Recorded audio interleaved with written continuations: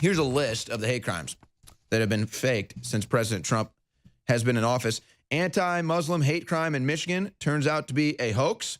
Bisexual student fakes Trump-inspired hate crime. Turns out to be a hoax at North Park University. Gas station racism goes viral. Then police debunk it. They tried to blame Trump supporters. Turned out to be fake.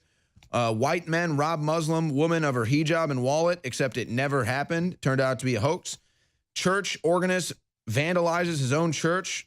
They tried to play spray paint Trump positive stuff on there. Turned out they did it themselves. A hoax. Drunk white men attack Muslim woman in story. Another one that was totally made up and never even happened. Oh, by the way, these are at the Daily Caller.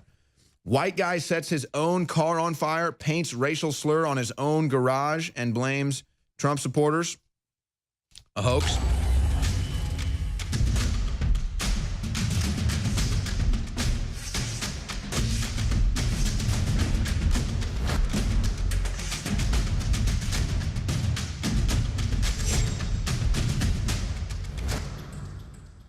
All right, I've got a bunch of news I need to get to here and some clips before I'm joined in studio by Stuart Rhodes and Dave Roberts, and then we're going to take your phone calls. But first, let me just do this because, again, InfoWars is an amplification tool here. Our own Millie Weaver did a report. She was pregnant. She recently had a kid where she went and called an abortion clinic just to see if they would, do a late-term abortion for them. They did, of course, suggest that for her, and she recorded it. You've had other people go in and do undercover videos where they talk about selling baby parts. They're now baby part traffickers. That's going on too. Now, Steven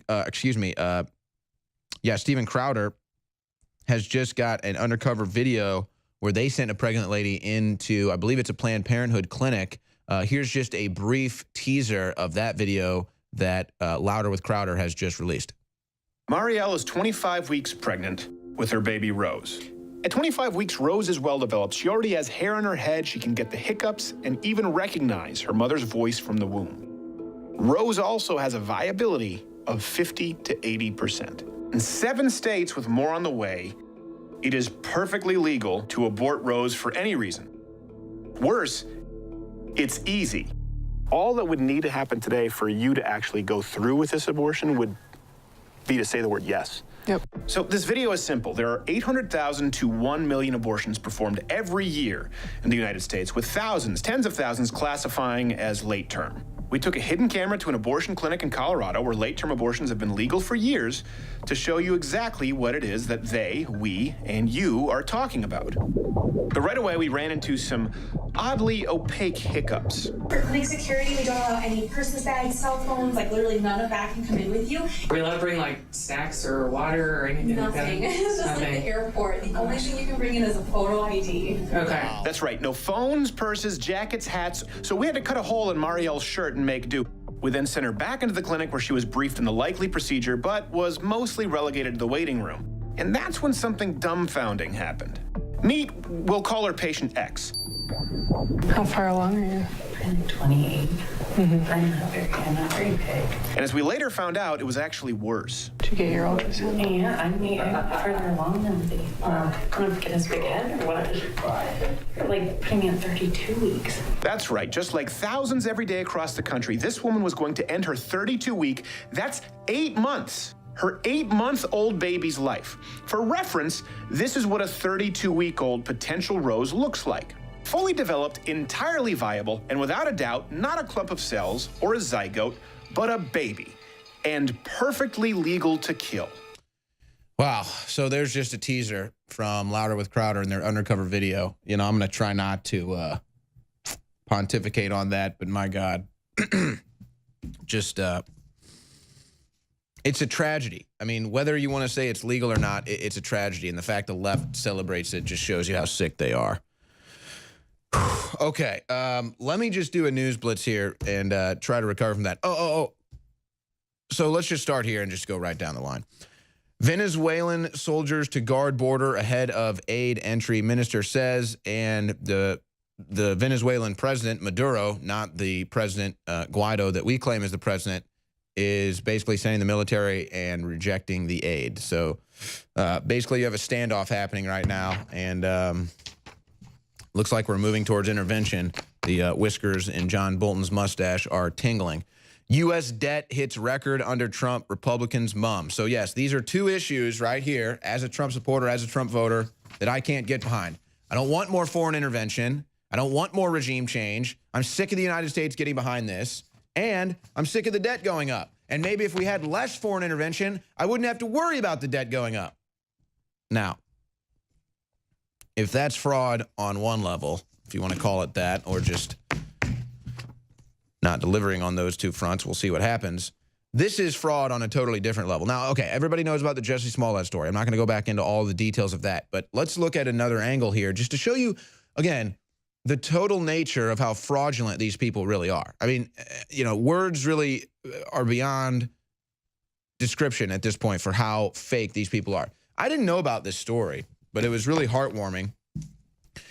Good Samaritan picks up hotel tab for 70 homeless people in Chicago amongst the life-threatening cold. It actually ended up being about over 100 people, about 120 people. And it was $70 each for the rooms that this Good Samaritan, Candace Payne, so she spent this money and took care of these people, her own money out of her own pocket, to take care of the homeless people in Chicago when they were freezing to death. Literally, one of them died.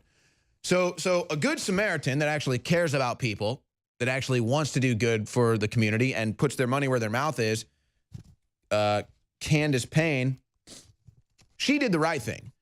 Think about what Jussie Smollett did while Candace Payne was putting her money where her mouth is and actually helping people in Chicago.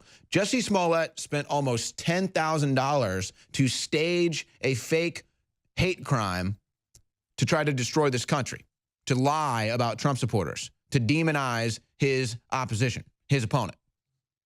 That's a total fraud. That's a total loser. That's an evil, evil spirit. A Good Samaritan would have done what Candace Payne did and taken care of her fellow people in Chicago. Jussie Smollett is total scum, and he faked a hate crime and then lied about it for an entire week.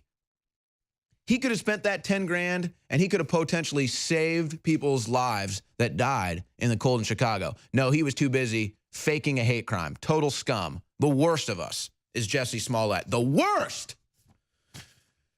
And so Ellen DeGeneres gave Candace Payne $50,000 on the Ellen Show. So that's the good side of America. Jussie Smollett is literally the worst side of America.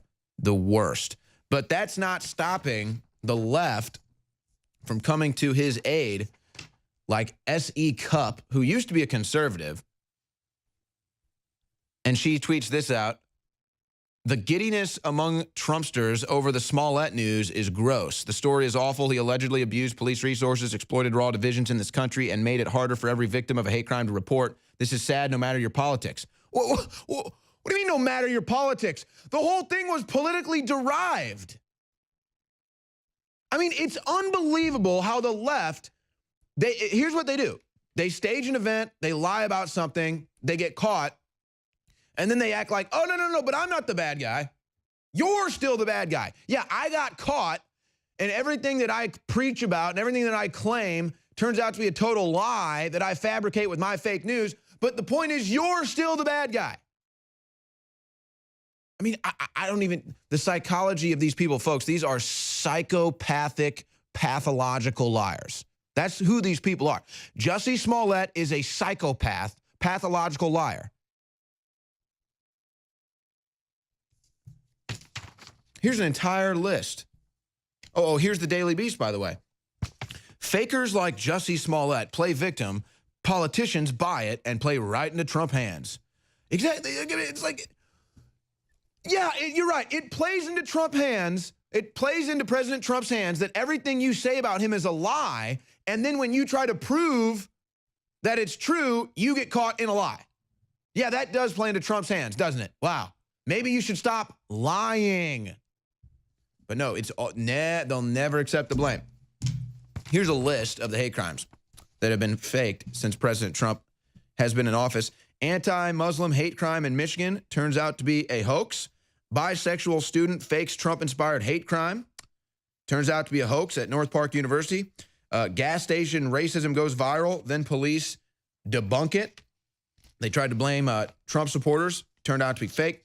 White men rob Muslim woman of her hijab and wallet, except it never happened. Turned out to be a hoax. Church organist vandalizes his own church. They tried to play spray paint Trump positive stuff on there. Turned out they did it themselves. A hoax. Drunk white men attack Muslim woman in story. Another one that was totally made up and never even happened. Oh, by the way, these are at the Daily Caller. White guy sets his own car on fire, paints racial slur on his own garage, and blames Trump supporters. A hoax. Prankster tricks liberal journalist into spreading anti-Trump hoax. Student writes anti-Muslim graffiti on his own door at Beloit College. A hoax. Israeli man behind anti-Semitic bomb threats in the U.S. Another hoax. The St. Olaf, Minnesota staged protests. That turned out to be a hoax. Fake hate at Air Force Academy goes viral. Yeah, the fake racism claim that turned out to be a hoax. K-State, fake hate crime, racist graffiti carried out by minority student. Waiter fakes note calling himself a terrorist. Waitress fakes racist note. I mean, the list goes on and on. Do you understand who these people are? Everything they do is fake. From Jussie Smollett to Covington Catholic to the Russian collusion probe. All fake.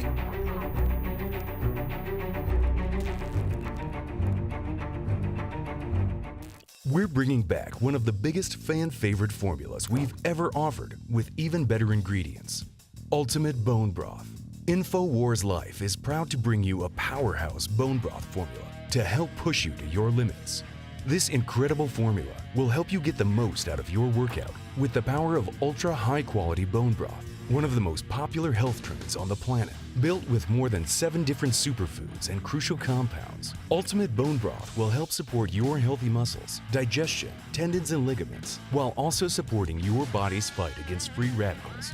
This incredible chicken bone broth formula contains time-tested ingredients such as turmeric root, chaga mushroom, goji berry powder, bee pollen, and alfalfa herb powder to support your body.